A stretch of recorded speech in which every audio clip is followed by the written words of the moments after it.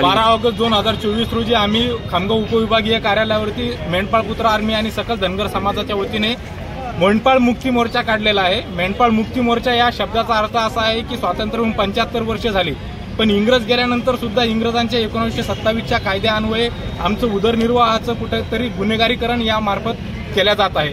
हे गुन्हेगारीकरण थांबवलं पाहिजेत आणि आमच्या हक्काच्या ज्या जमिनी आहेत, हक्काच्या म्हणजे मेंढपाळांचे सांस्कृतिक अधिकार जमिनीवरती आहेत।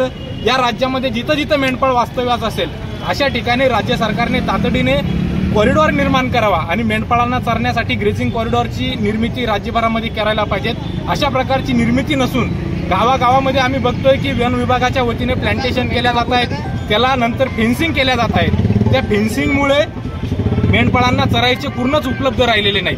हे फेन्सिंग सुद्धा थांबवण्यात यावं। प्लांटेशन ज्या ठिकाणी नाहीये अशा ठिकाणी मेंढपाळांना बसण्यासाठी जी त्यांची पारंपरिक जागा आहे त्या ठिकाणी सुद्धा त्यांना अधिवास मिळण्यासाठी जागा द्यावी, अन्यथा राज्यभरामध्ये मेंढपाळ पुत्र आर्मी आणि सकल धनगर समाजाच्या वतीने मोठ्या प्रमाणात आम्ही मोर्चे आणि आंदोलन या ठिकाणी आमच्या संविधानिक अधिकारासाठी करूया।